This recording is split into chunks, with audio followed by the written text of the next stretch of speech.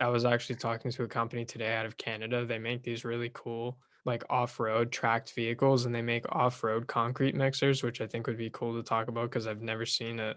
It's like a tank, but instead of like a cannon, it's got a concrete mixer on top. So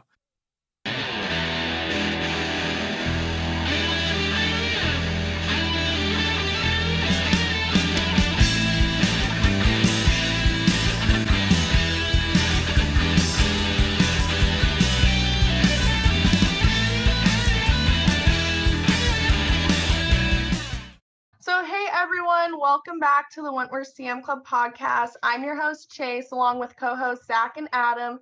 And today we have two really special guests from G Green Construction Company. And this is an exciting episode to talk about IT and growing technology, along with a very positive conversation about the progression of women in construction. And we're going to focus on some growing opportunities and words of encouragement. So, thank you so much, Dawn and Eileen, for coming on to this week's episode. And so we have first question, like started off super fun. What's your favorite part about your job at G Green? Okay, well, thank you for having us. I think the best part is about working with a team where we all train together, and everyone we're evolving every day. So every day is not the same. Every day is different. I can say I honestly don't have 2 days that are ever the same. I don't think Eileen does either. They're pretty much, it's a day by day thing. But I mean, we work with a close-knit team, even though like all the office people we're all together. I mean, I enjoy going to work every day, working with the people I work with. To add, so Dawn, that's very interesting because Dawn and I work in two different roles. She's the IT department and then I'm in project management. But the favorite part of what I do is the same as Dawn, and that no day is ever the same and never, ever, ever gets boring. So for me specifically, I could have like two projects that seem similar on paper, like they're both interior fit outs, let's say, but the problems that come up throughout the project and the challenges you have to overcome are different every single time. So you never get bored, which is a good thing, I think. Yeah, in construction, with just the growing technology and the aspects of like working with different teams and different types of projects and like visually seeing your progress, it's kind of like you learn something new every day and everything's advancing, and just like each day is different in its own unique, fun, challenging way, and it just like never gets old.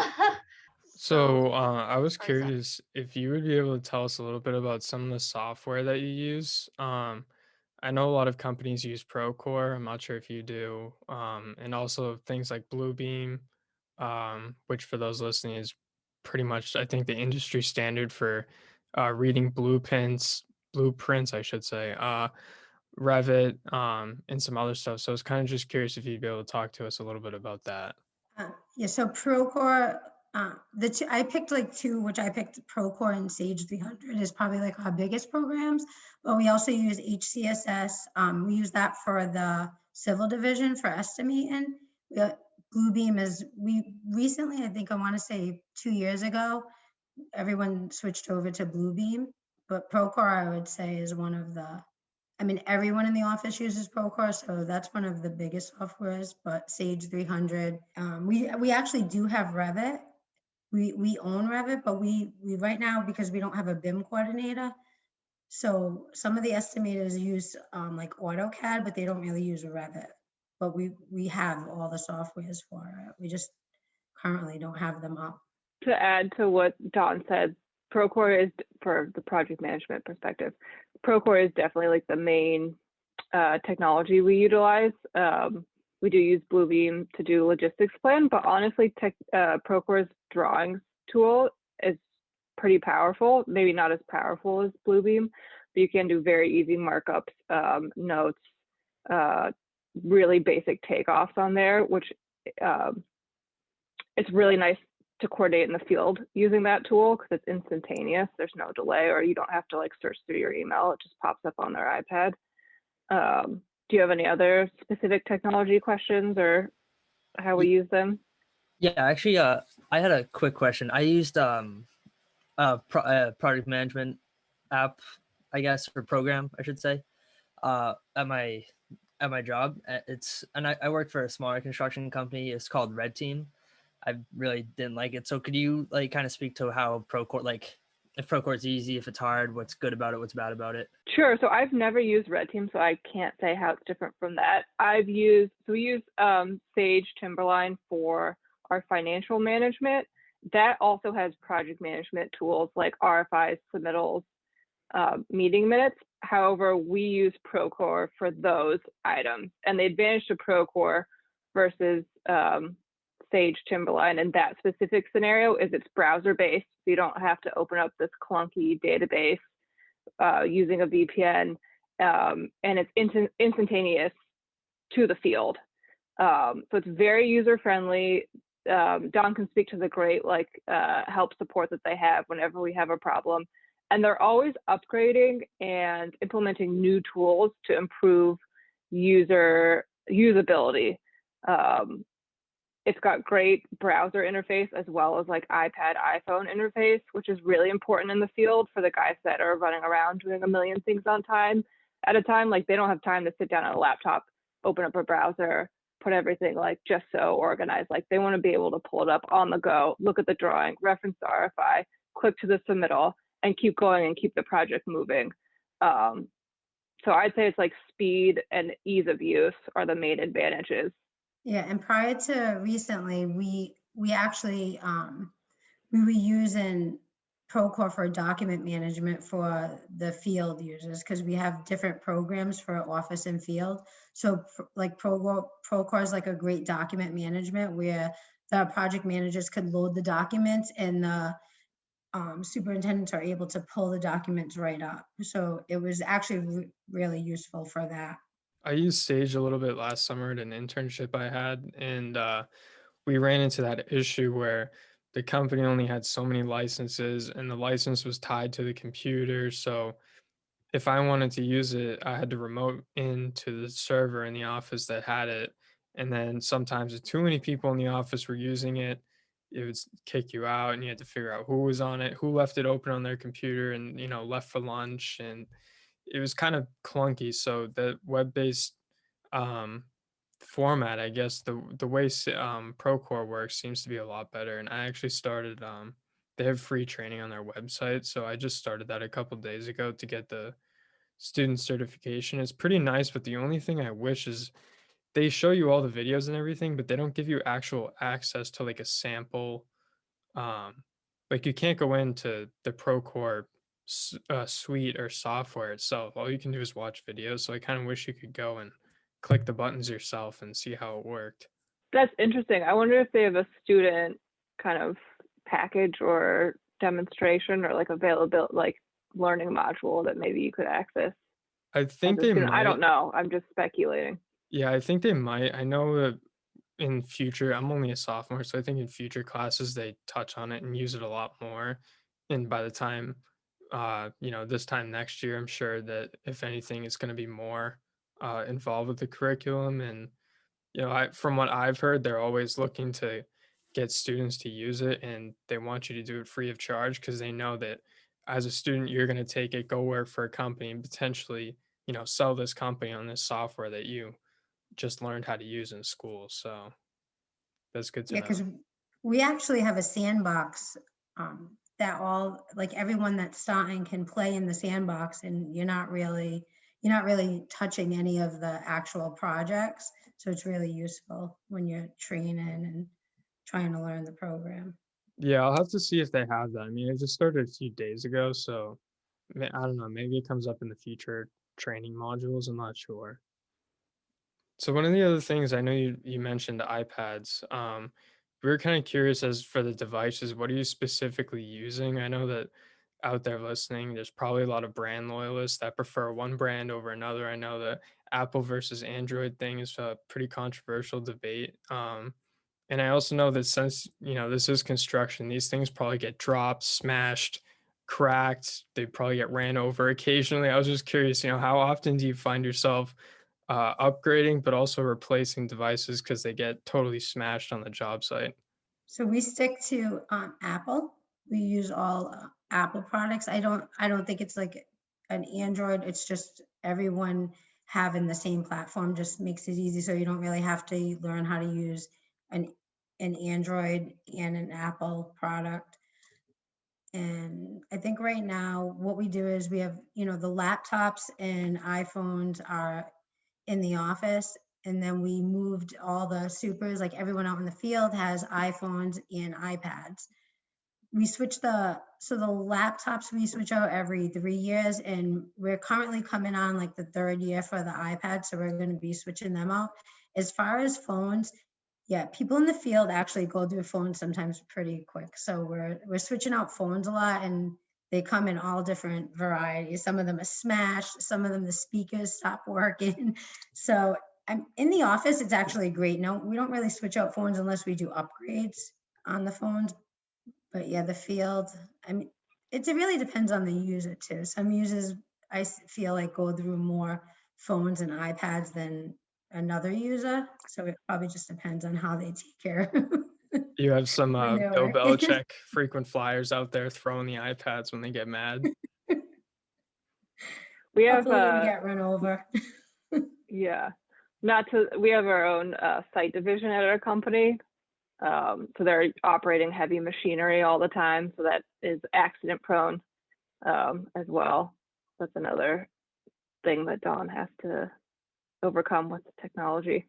When we talk about like new technology in the construction field, it's generally related to making things faster and more accurate. So could you like describe some of the benefits to like the software that you guys were talking about and the devices?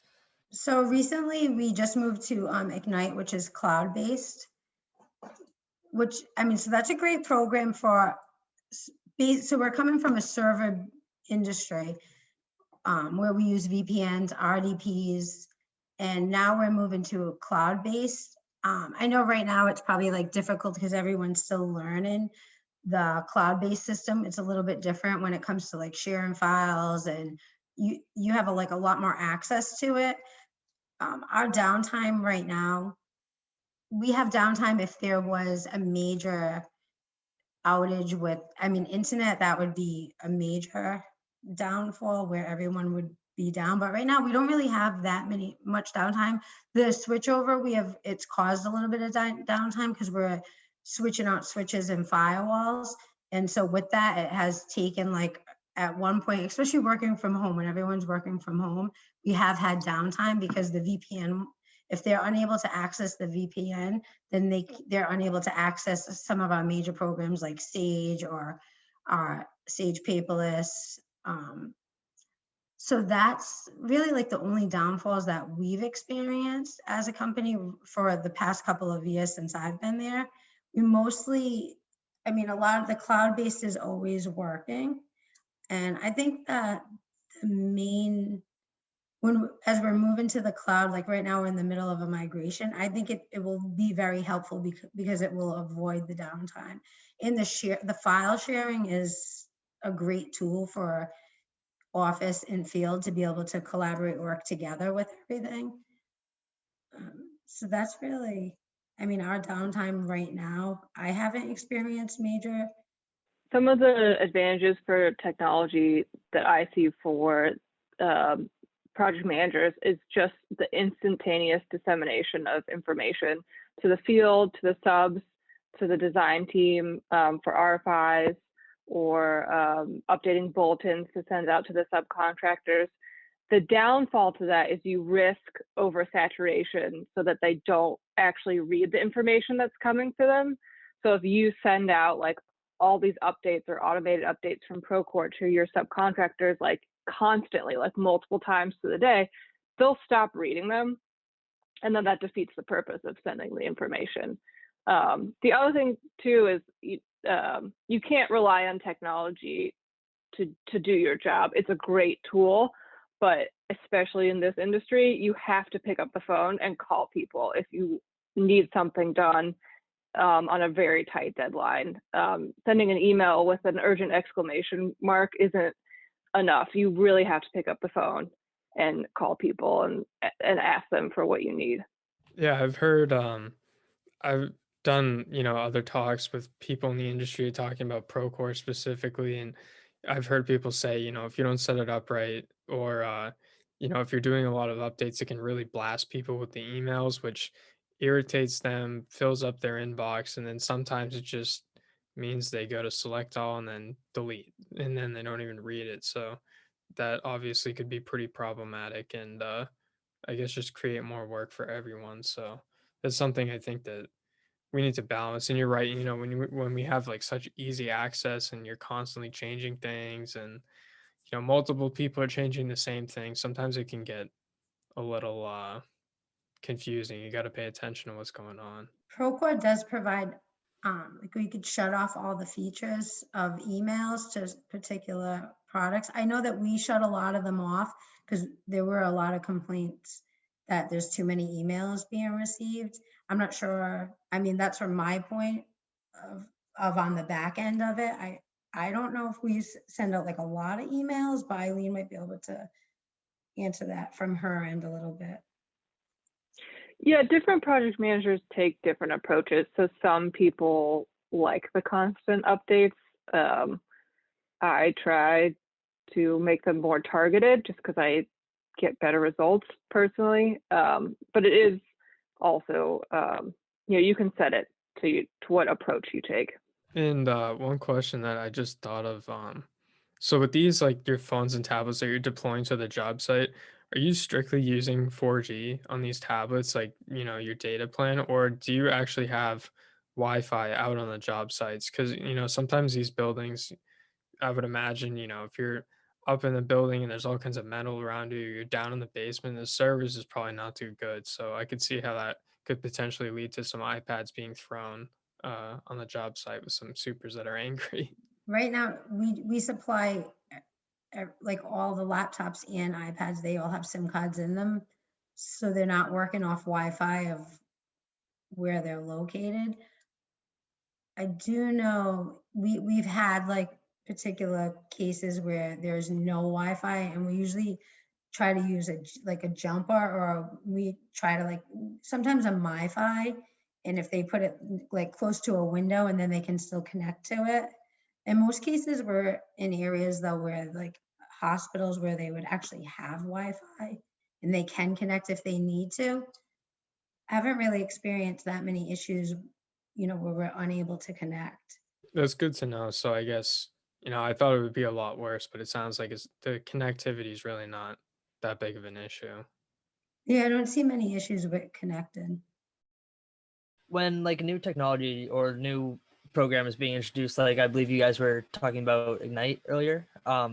So can you just walk us through like the training programs, like how IT gets trained and like how and then how like they, I guess, train like project managers, APMs, and like how do you get people like excited about that? Because I know learning a new program isn't always the most thrilling thing.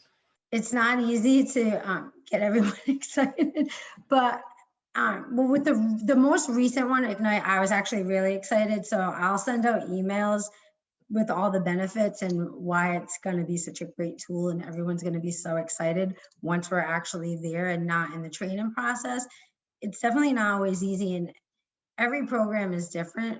We kind of take an approach where in most cases I learn the program and then I'll sit with the CFO and we'll actually come up with a way to train and how we feel that we should train. In some cases, it's smaller, like classes right now, everything is more with Zoom calls. We don't really have, we used to have training classes, but now we're not doing that right now. So we're mostly everything Zoom.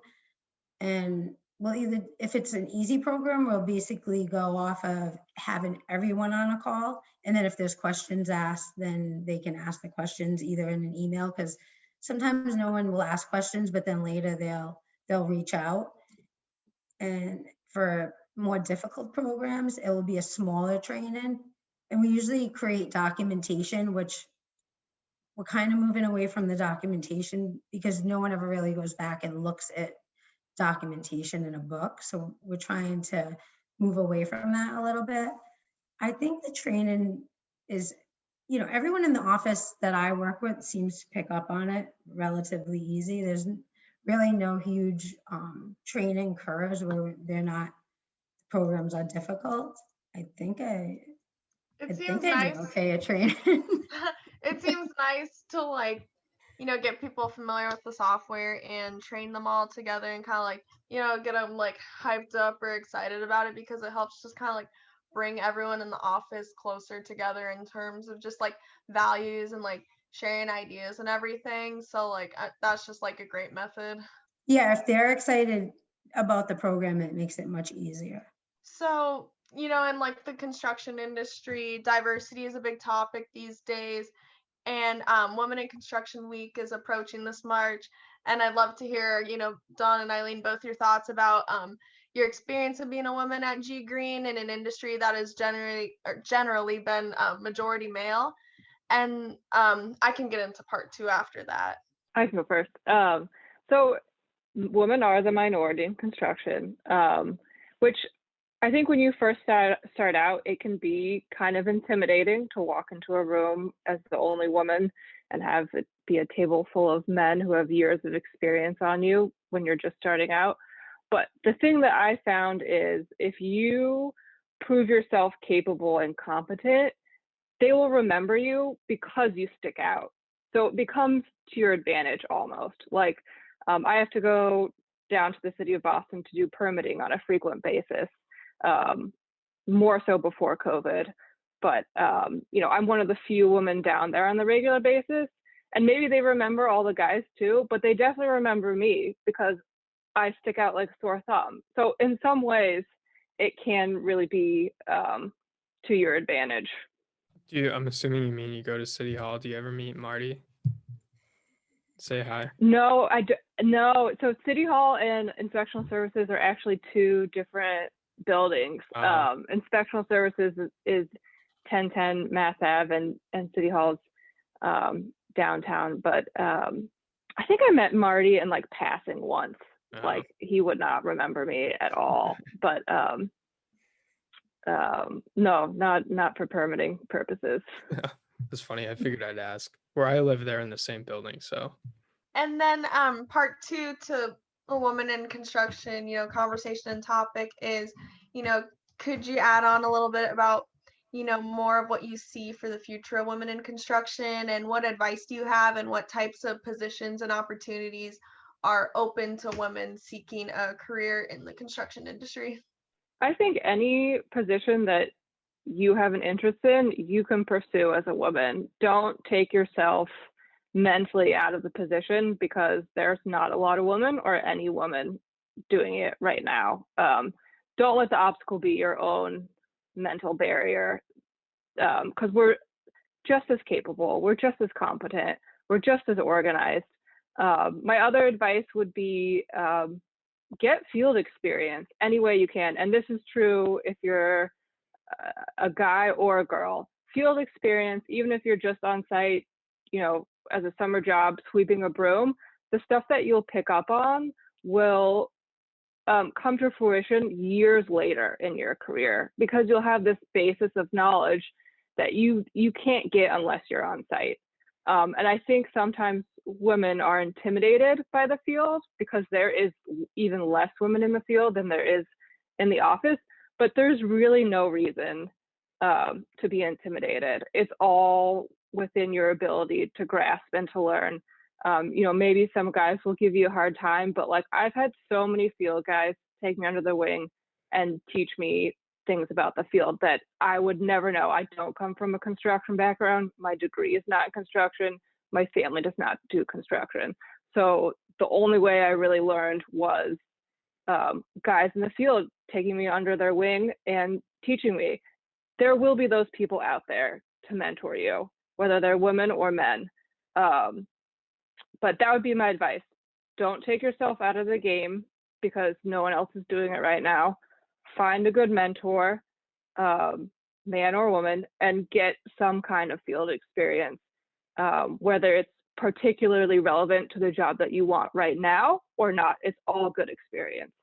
To speak on Eileen with the field experience coming from IT, I feel the field, just learning the field is so helpful. I mean, I never worked in the field, but when I first started, it was a little bit more difficult because a lot of things I would only understand the IT side of it and not really understand what they're actually, like how they're actually using the programs that we're pushing out.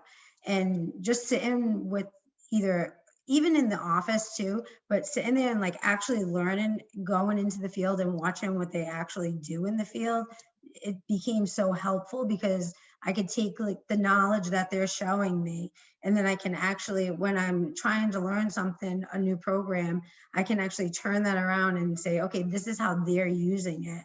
And it just becomes so helpful, even to me, just doing like IT within a construction company. So helpful. I couldn't agree with you, the both of you more. Field experience is like was key. Like it's like for me too. Like my family we're very tradesy, but we're not construction oriented really. So getting into the field, I just like in 3 months I learned so much more than I ever thought I would have in 3 months in the field. And yeah, I think for both men and women, a big part of the like being in the field and like even in the office too is just like show that you're determined and nobody's gonna bat an eye. Like it's like doesn't matter who you are, what you're doing, as long as you're showing that you're putting in the effort and people can see that, people tend to not give you crap for it. I was just gonna say, Adam, that's definitely true. If you show your work ethic, especially, field guys really respect that. And you're gonna encounter people who are gonna be naysayers.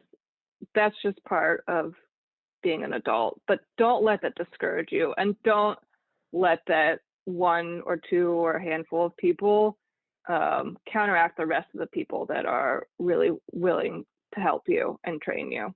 I think the field experience thing is something we talk about a lot. And you can definitely tell when you're in the classroom, and I'm someone who's had, field experience before.